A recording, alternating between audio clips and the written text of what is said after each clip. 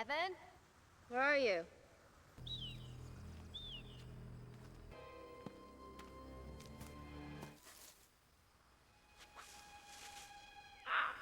Evan?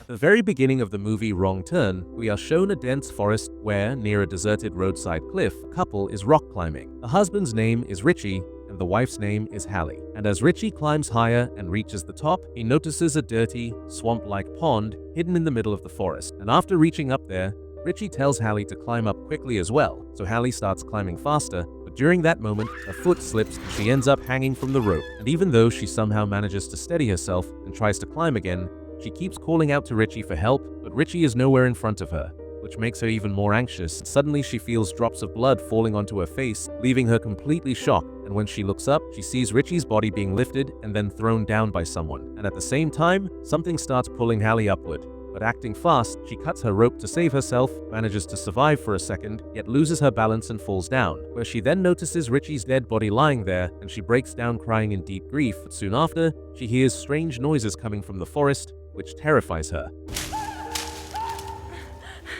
And to save her life, she starts running toward her car. Suddenly her leg gets caught in something and she falls, after which someone drags her away into the woods, and then we see on the news that many cars have been mysteriously disappearing one after another in this area. And a few days later, we are shown a man named Chris passing through the same forest as he is traveling to another city for an important interview. And as he moves ahead, he runs into heavy traffic and gets stuck in a traffic jam. And since he is already running late, steps out of his car and goes to the vehicle in front to ask what happened, where the driver tells him that about 5 miles ahead, a chemical truck has overturned, making it impossible to move forward, and now everyone will have to wait there for several hours. Hearing this, Chris turns his car around and tries to inform his company that he will be late, but due to network issues, call gets disconnected, and while searching for a phone signal, he notices a gas station sign and decides to take that road. And along the way, he sees several abandoned cars one after another, which feels unsettling. And soon he reaches the gas station, where he notices the station owner, who looks sick and as if he has not been well for many days, and Chris steps out of his car and again tries to contact his company. But since his phone is dead, he fails, and then he asks the gas station owner if there is any other way to reach the city, but the man ignores him, and then Chris notices a map hanging there, where he sees an unpaved back road that leads toward the city, and when he asks the owner about this route, the man advises him to take that road, after which Chris drives off in that direction, and after going some distance, he also notices a shortcut, thinks for a moment, and decides to take his car onto that rough path, and as he moves forward,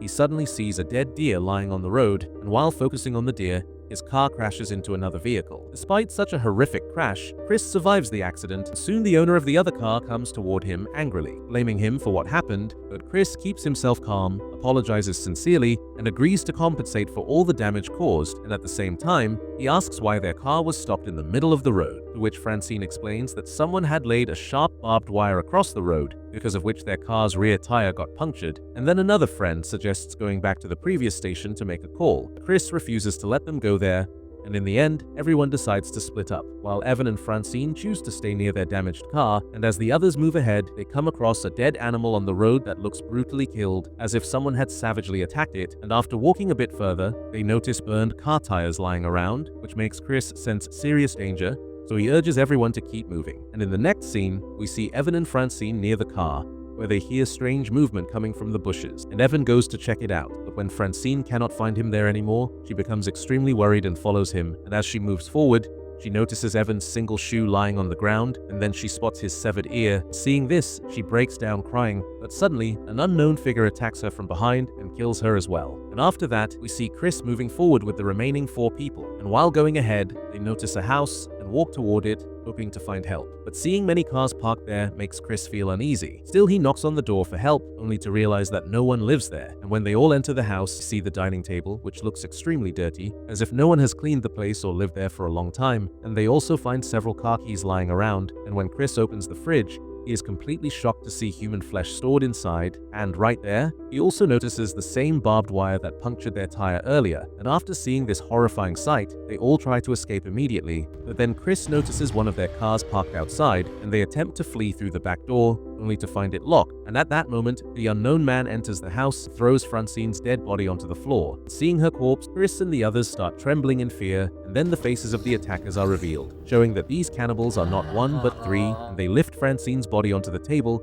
and begin cutting it brutally with their tools. And just as Carly is about to scream, Scott quickly covers her mouth with his hand, and after the cannibals finish eating Francine's body, they fall asleep. And taking advantage of this moment, everyone tries to escape, but one of the cannibals spots them, causing everyone to run for their lives while the cannibals start searching for them. And that is when Chris comes up with a plan to steal their vehicles and begins shouting loudly to draw their attention toward himself. Suddenly, one of the cannibals shoots Chris in the leg, badly injuring him, and right after that, Scott is shown running through the forest as the cannibals start chasing him, and within moments, an arrow pierces straight through Scott's chest, killing him on the spot. And now, Chris, Jesse, and Carly manage to steal the cannibals' truck and escape to save their lives. But after driving some distance, the truck gets stuck in deep mud, forcing all three of them to abandon it and move forward on foot. And while trying to survive, they run through the forest and finally make their way toward the road, while the cannibals once again go out hunting for them. And as evening falls, the three stop at one place to rest, when Carly asks them to look up, and as soon as they do, they see a watchtower in front of them, which makes all three of them feel hopeful, and they start climbing the tower, and after reaching the top, they realize no one is there. But Jesse finds a first aid kit and uses it to bandage Chris's wounds, while Carly finds an old radio and tries to call for help, but there is no response from the other side. And then Chris looks down and sees that all three cannibals have reached the area and are now climbing up the tower, and seeing them coming closer, Chris, Jesse, and Carly shut the gate from where the cannibals are trying to climb up, and Carly once again starts calling for help on the radio. The cannibals pull the radio wire, break it, and then set the tower on fire. And as the flames start spreading, Carly breaks a window, and all three jump out onto tree branches. But the cannibals notice them and begin climbing the trees to catch them, and seeing the cannibals getting closer, they move from one tree to another. But one of the cannibals reaches Carly and gets the chance to strike her face with an axe, killing her, and then morning arrives. Chris hears the sound of a police car, runs toward it, and manages to stop it. But as soon as the police officer steps out of the vehicle, an arrow shoots straight through his eye, killing him instantly, and the cannibal moves toward Chris. Chris hides under the police van,